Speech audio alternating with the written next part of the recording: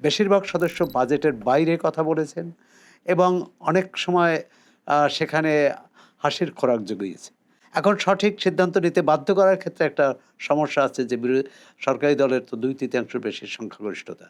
আর নেতা যা বলেন সেটা আমারই কথা। তার মানে একজন বললেই হয়। একজন বললেই হয়। এটাই হচ্ছে আমাদের সংসদীয় রাজনীতির বা সংসদীয় গণতন্ত্রের প্রধান দুর্বলতা। যখন প্রধানমন্ত্রী থাকেন তখন আমরা দেখি যে অন্য মন্ত্রীরা এবং জ্যেষ্ঠ সদস্যরা থাকেন। কিন্তু প্রধানমন্ত্রী না থাকলে আর তারা থাকেন না। সংসদ সদস্যরা তো ৩০০ আসনের প্রতিনিধিত্ব করেন। কিন্তু কজন আসনে থাকেন?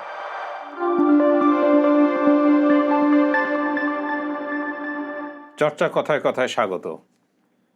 আমাদের সঙ্গে আজ আলোচনার জন্য আছেন চর্চার সম্পাদক সোহরাব হাসান। আপনাকে স্বাগত অনুষ্ঠানে। ধন্যবাদ আপনাকে। আমরা শুরুতেই প্রশ্নের মধ্যেই চলে যাই যে রাজনীতি এখন বেশ একটা আবার জমে উঠেছে। এখন এই অধিবেশন বলতে গেলে যে বাজেট অধিবেশন চলছে, বাজেট অধিবেশন হচ্ছে সংসদের দ্বিতীয় অধিবেশন। এই দ্বিতীয় অধিবেশনকে মানে সরকারি দল বা বিরোধী দল তারা কিভাবে দেখলো? তাদের ভূমিকাটাই বা কেমন ছিল? খুব কি আশাপ্রদ ছিল বলে মনে হয়? প্রথমেই বলতে হয় যে এই জাতীয় সংসদ গঠিত হয়েছে বা তার আগে যে নির্বাচন হলো সেটা একটি বিশেষ পরিস্থিতির মধ্য দিয়ে। অর্থাৎ স্বাভাবিক প্রক্রিয়ায় কিন্তু এই জাতীয় সংসদ আমরা পাইনি। ২৪শে জুলাই যে গণ অভ্যুত্থান তার মধ্য দিয়ে একটি অন্তর্বর্তী সরকার গঠিত হয়। সেই অন্তর্বর্তী সরকার এই নির্বাচনের ব্যবস্থা করে। ১২ই ফেব্রুয়ারি নির্বাচনের মধ্য দিয়ে বিএনপি সরকারি দলে আসে, মানে ক্ষমতায় আসে এবং জামাত ইসলামী ও এনসিপি বিরোধী দলে। এর বাইরে দু একটি দল আছে, একজন বা দুজন সদস্য। কিন্তু এই তিনটি দলকে ঘিরেই জাতীয় সংসদের কার্যক্রম পরিচালিত হচ্ছে। বিএনপিতে কিছু পুরনো সদস্য আছেন, দুবার, চারবার, পাঁচবার, ছবারও কেউ কেউ নির্বাচিত হয়েছেন। কিন্তু বিরোধী দল বিশেষ করে জামাত ইসলামীর এবং এনসিপির তো সবাই নতুন। জামাত ইসলামীরও জোটের ৯০ জনের মধ্যে ৮৬ জনই নতুন। তার মানে বিরোধী দলের সদস্য ছিল না। এখন কথা হচ্ছে একটা সংসদ সফল করতে হলে, তার কার্যক্রমকে সুষ্ঠুভাবে এগিয়ে নিতে হলে যে প্রস্তুতি দরকার, আমাদের রাজনৈতিক নেতারা সেই প্রস্তুতি নেন না কখনোই, এমনকি সরকার পরিচালনার ক্ষেত্রেও। আর সেটি আমরা দেখেছি যে এই প্রথম অধিবেশনটা আমরা উত্তপ্ত ছিল, সেটি হলো জুলাই সনদ বাস্তবায়ন করা না করা নিয়ে। দ্বিতীয়টি হচ্ছে বাজেট। বাজেট নিয়ে কোনো কথা হয়নি বা খুব কম কথা হয়েছে। বাজেট নিয়ে জ্যেষ্ঠ দু একজন সদস্য ভালো আলোচনা করেছেন, বিতর্ক করেছেন, কিন্তু বেশিরভাগ সদস্য বাজেটের বাইরে কথা বলেছেন এবং অনেক সময় সেখানে হাসির খোরাক জুগিয়েছে। বিরোধী দলের পক্ষ থেকে তো বিকল্প বাজেটও দেওয়া হয়েছে। বিকল্প বাজেট সংসদের বাইরে দেওয়া হয়েছে এবং সেটাই নিয়ম। কিন্তু তারা এই যে সরকারি দল যে বাজেটটি পেশ করলো, তার বিভিন্ন ধারা, উপধারা, বিভিন্ন তাদের বরাদ্দ নিয়ে যে অনুপুঙ্খ আলোচনা সেটা তারা করতে পারেনি। আমার ধারণা যে এটা প্রস্তুতি ছিল না। ইতিমধ্যে সরকারি দল, বিরোধী দল উভয়ই বেশ কয়েকটি কর্মশালা করেছে। আজকেও একটি কর্মশালা আছে বিএনপির সংসদ সদস্যদের। অর্থাৎ তারাও বুঝতে পেরেছেন যে সংসদ সদস্যরা যতটা তাদের কাছ থেকে আশা করা গিয়েছিল সেই ভূমিকা তারা পালন করতে পারেনি। এটা সরকারি দল, বিরোধী দল। বিরোধী দলেরই প্রধান দায়িত্ব যে সরকারকে কোথায় কোথায় তার দুর্বলতাকে চিহ্নিত করা, তার অনিয়ম ত্রুটি চিহ্নিত করে এবং সঠিক সিদ্ধান্ত নিতে বাধ্য করা। এখন সঠিক সিদ্ধান্ত নিতে বাধ্য করার ক্ষেত্রে একটা সমস্যা আছে যে সরকারি দলের তো ২/৩ বেশি সংখ্যাগরিষ্ঠতা। আলোচনার মাধ্যমে তাদের যুক্তি তর্ক দিয়ে রাজি করাতে না পারলে ভোটাভুটিতে হবে না। আমরা বাজেট যে পাশ হলো সেখানে আমরা দেখলাম যে বিরোধী দলের অনেক সদস্য তারা কিন্তু সংশোধনী দেয়নি, অর্থাৎ বিকল্প প্রস্তাব দেয়নি মন্ত্রণালয় ভিত্তিক। কিন্তু তারা যেটা করেছে ছাঁটাই প্রস্তাব দিয়েছে এবং ছাঁটাই প্রস্তাবে তো হচ্ছে যে যে যেহেতু এখানে অনিয়ম আছে, দুর্নীতি আছে এবং এই টাকাটি যে টাকা বরাদ্দ করা হয়েছে হয়েছে সেটা সঠিকভাবে আহ, খরচ হবে না, সুতরাং আমরা 1 টাকার প্রস্তাব করছি। তো এটা তো কোথাও হয় না যে কোনো মন্ত্রণালয় 1 টাকা দিয়ে চলবে। চলতে আর সুতরাং এটা এক ধরনের সরকারকে বুঝিয়ে দেওয়া যে সরকার যে আহ, যেভাবে চলছে সেটা ঠিকভাবে চলছে না, আমরা এটা এটা মানছি না, আমরা একমত নই। তো সরকারকে চলছে না হিসাবে যে বিরোধী দল বুঝিয়ে দেয়, কিন্তু সরকার বা নির্বাহী বিভাগকে যে দায়বদ্ধ করার জন্য সংসদীয় কমিটিগুলো তৈরি করা দরকার। যে দুটো অধিবেশন ইতিমধ্যে হয়ে গেছে, প্রায় চলে গেছে, প্রায় শেষ হচ্ছে প্রায় শেষ দ্বিতীয় হওয়ার অধিবেশন। পথে। তা এখন যে 50টা কমিটির মধ্যে যদি 39টা কমিটি তৈরি হয়, 11টা না হয়, এবং এই না না, কমিটিগুলো যদি 39টি হয়নি, 11টি হয়েছে মাত্র। একমাত্র তাহলে তো আরো সর্বনাশ। আমি তো ভাবছিলাম যে 39টি হয়েছে, তো দুঃখিত এই এর জন্য। তো 39টি হয়নি, তাহলে সেক্ষেত্রে কিভাবে মানে আপনার জবাবদিহি আদায় করবে, আদায় এটা করা সম্ভব এটা আপনি হবে? সুন্দর প্রশ্ন করেছেন। এবং সংসদের মূল কাজ কি? নির্বাহী বিভাগের জবাবদিহি আদায় করা। অর্থাৎ সরকার ঠিকমতো কাজ করছে কিনা, তার দায়িত্ব পালন করছে কিনা সেটা সংসদে সেটা দেখবে। এবং সেখানে কিন্তু সংসদে অনেক ক্ষেত্রেই সরকারি দল বিরোধী দল কে কোন দলের সেটি না, আমাদের এখানে ফ্লোর ক্রসিং অথবা এক দল থেকে আরেক দলে যাওয়ার সুযোগ নেই সংবিধান অনুযায়ী। কিন্তু অন্য অনেক দেশে কোনো একটি বিশেষ কোনো একটি বিশেষ প্রস্তাব বা আইনের ক্ষেত্রে একজন সংসদ সদস্য তিনি স্বাধীনভাবে সিদ্ধান্ত নিতে পারেন।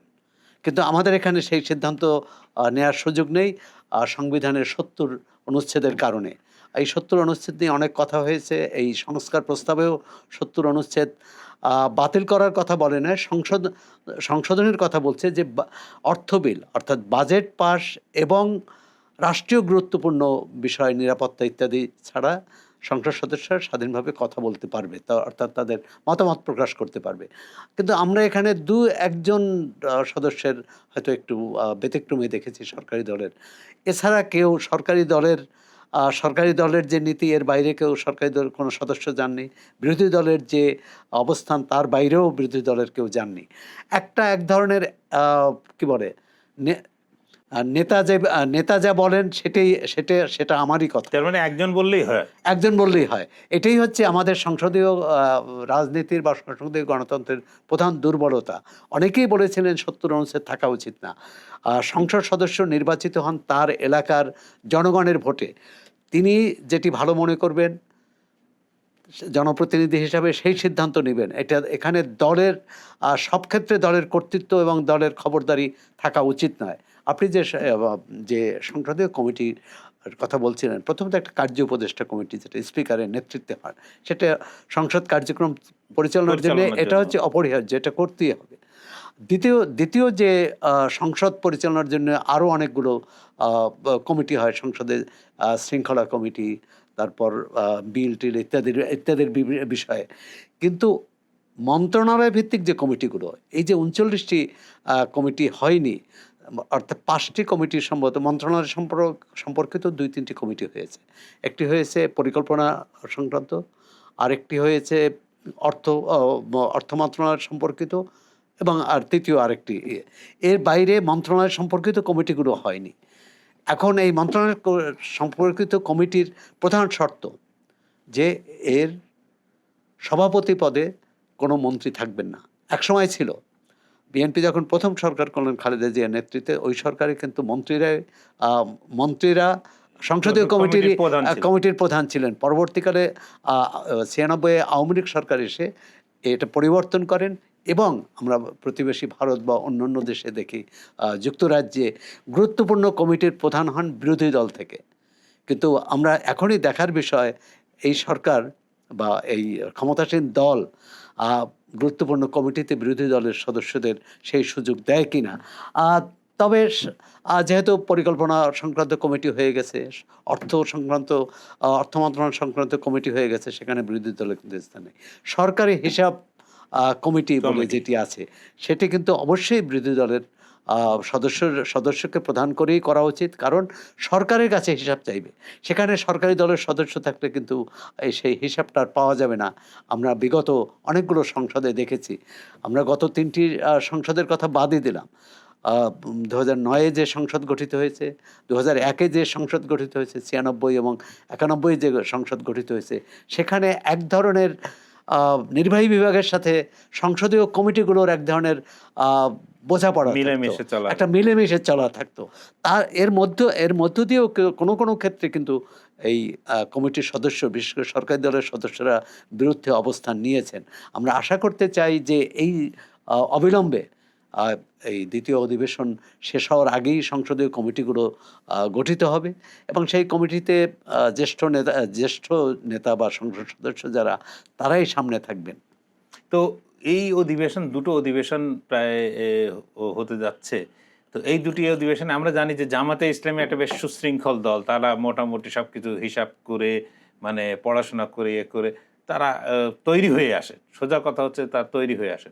তো এই ইয়েতে কি তাদের কি সেই রকম পারফরমেন্স আমরা কি জামাতের মানে যে সংসদ সদস্যরা আছেন তাদের কাছ থেকে কি সেই ধরনের পারফরমেন্স পেলাম, বা তাদের ভূমিকা কি সেইভাবে না, জামাত ইসলামী এমনকি সার্বিকভাবে বিরোধী দলের সংসদ সদস্যদের কাছে সেরকম ভূমিকা, তাদের ভূমিকায় আমরা হতাশ এ কারণে, জামাত ইসলামী কিন্তু অনেক বিষয়েই তারা খুব দীর্ঘ প্রস্তুতি নিয়েই রাজনৈতিক নীতি, কৌশল এবং প্রয়োগ সবটাই কিন্তু তারা অনেক ভেবেচিন্তে করে।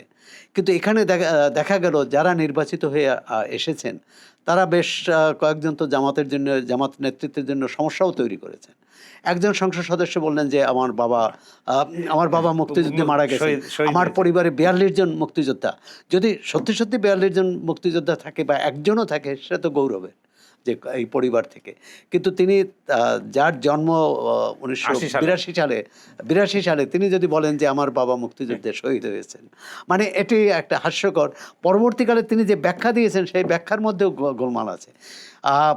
কোনো সংবাদ মাধ্যমে তিনি বলেছেন যে তার মাথা ঠিক ছিল না, এজন্য তিনি এই কথা বলছেন। আবার কোথাও বলছেন যে আমি মুখ ফসকে বেরিয়ে গেছে।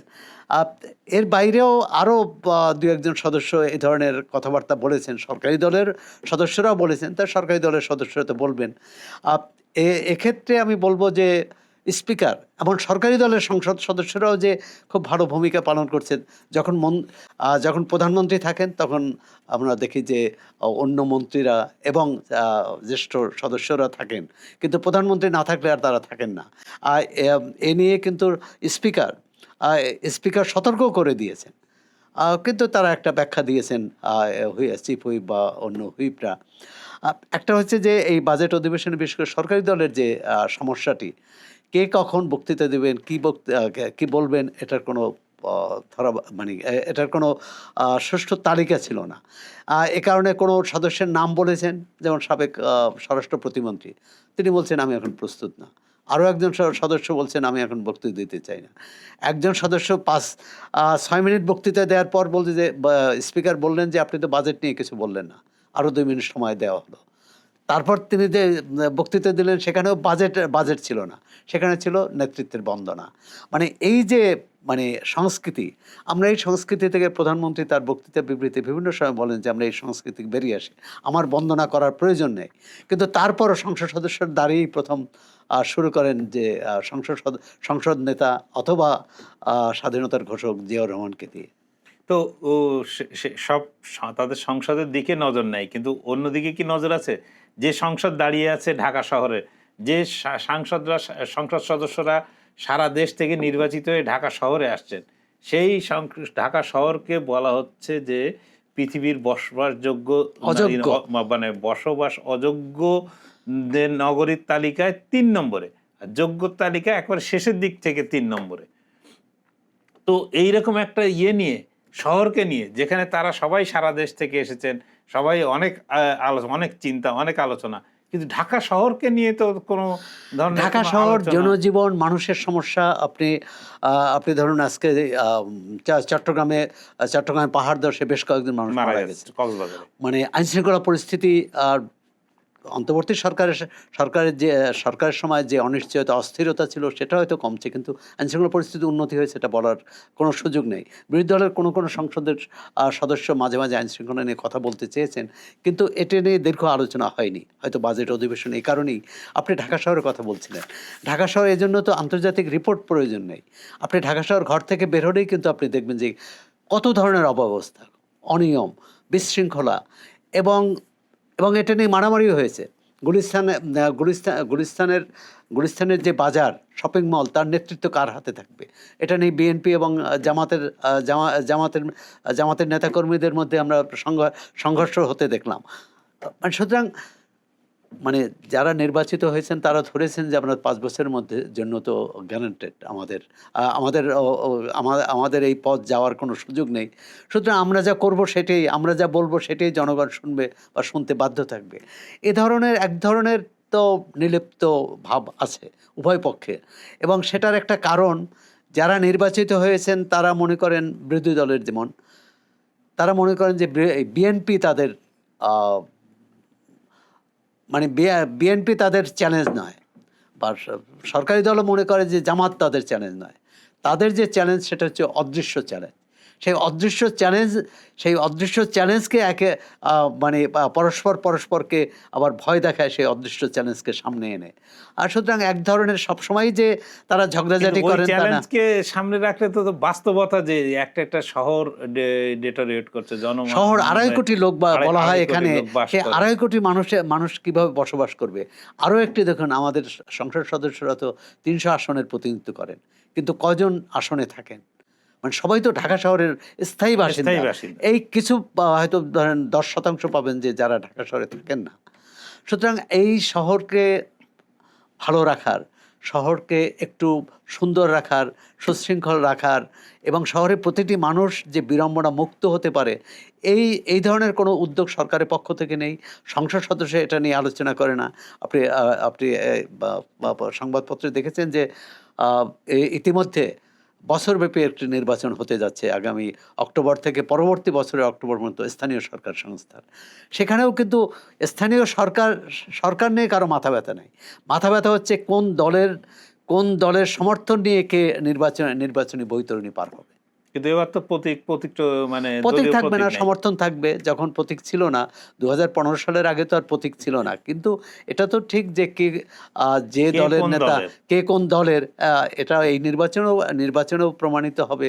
এবং এই যে ইতিমধ্যে আরেকটি যে এনসিপি, জাতীয় নাগরিক পার্টি, তারা যে জুলাই যাত্রা শুরু করেছেন, এই কর্মসূচি নিয়েছেন, এই কর্মসূচির অন্যতম লক্ষ্য কিন্তু স্থানীয় সরকার নির্বাচন। কারণ তারা ঘোষণা দিয়েছে এই নির্বাচনটি তারা আলাদাভাবে করতে চায়, তারা জামাতের সঙ্গে এক হয়ে করতে চায় না। হয়তো যেখানে জামাতের সুবিধা সেখানে এক ধরনের বোঝাপড়া হবে, কিন্তু তারা আলাদা নির্বাচন করতে চায়, তাদের নিজস্ব একটা স্বকীয় অবস্থান রাখতে চায়। জামাত তো চাইবেই, আর বিএনপি তো ইতিমধ্যে অনেক সিটি কর্পোরেশনগুলোতে পৌরসভায় প্রশাসক নিয়োগ করেছেন। সুতরাং তারা তো মনে করছেন যে তাদের লোকজনই নির্বাচনেও জয়ী হয়ে আসবে। তো আপনি বলছিলেন যে এনসিপি পদযাত্রা নিয়ে, যে এই অবস্থায় এনসিপি যে পদযাত্রা শুরু করেছে গতকাল, আপনি আইন শৃঙ্খলা পরিস্থিতির কথা বলছিলেন যে আইন শৃঙ্খলা পরিস্থিতিকে কখনো এই মুহূর্তে খুব ভালো অবস্থায় আছে এটা কোনোভাবেই বলা যাবে না। তো গতকাল সাভারে এই রকম এনসিপির পদযাত্রায় ককটেল বিস্ফোরণ হয়েছে, এবং এর জন্য কিন্তু এনসিপি সরকার এবং প্রশাসনকেই দায়ী করছে। তো এই আসলে বিষয়টা কি? না, প্রথমত হচ্ছে এটা খুবই একটি জঘন্য কাজ। এই যে একটি সমাবেশে বা কোনো একটা কর্মসূচিতে এই ধরনের সন্ত্রাসী হামলা, সেটা ককটেল বিস্ফোরণ হোক বা অন্য হামলা হোক, সেটা তো কেউ না কেউ করেছে। কারা করেছে? সরকারের দায়িত্ব। এবং এনসিপি এই কর্মসূচি ঘোষণা করেছে। আমার ধারণা স্থানীয় প্রশাসনকে নিশ্চয়ই তারা জানিয়েছে। সুতরাং স্থানীয় প্রশাসন, পুলিশ তাদের তো প্রয়োজনীয় নিরাপত্তা দেওয়ার কথা। আর যদি রাত 10টার সময় সমাবেশ করতে নিরাপত্তার জন্য কোনো সমস্যা হয়, সেটাও তাদের জানানো। এই সমাবেশটা পরে হতে পারত। অথবা আরেকটি কথা হচ্ছে, যেটি এনসিপির পক্ষ থেকে সন্দেহের বড় কারণ বা অভিযোগের বড় কারণ সেটা হচ্ছে যে সেখানকার একজন এনসিপির একজন নেত্রী বক্তৃতা দিয়েছিলেন, তিনি ওই এলাকার প্রতিদ্বন্দ্বী ছিলেন এবং তিনি যখন বক্তৃতা দিয়েছেন তখন হঠাৎ বিদ্যুৎ চলে যায় এবং ককটেল ফাটানো হয়, বিদ্যুৎ আবার কিছুক্ষণ পর আবার বিদ্যুৎ আসে। তো সুতরাং এই যে এনসিপির যে অভিযোগ করেছে, এটার তো একটা কার্যকরণ সম্পর্ক লক্ষ্য করা মনে হচ্ছে, কিন্তু এই প্রকৃত এখন সরকারকেই বের করতে হবে যে সত্যি ঘটনা কি ঘটেছে। এবং এনসিপির নেতা আহ্বায়ক নাহিদ ইসলাম কিন্তু বেশ কঠোর ভাষায় সরকার সমালোচনা করেছেন এবং বলেছেন যে এটা বিএনপি জনগণের সঙ্গে গাদ্দারি করেছে, বেইমানি করেছে এবং এরপর যেটি বলছেন যে আওয়ামী লীগ বিএনপি একাকার হয়েও যদি আসে আমাদের থামাতে পারবে না। এখন আমরা জানি না যে আওয়ামী লীগ বিএনপি একাকার হওয়ার প্রশ্নটা আসলো কেন।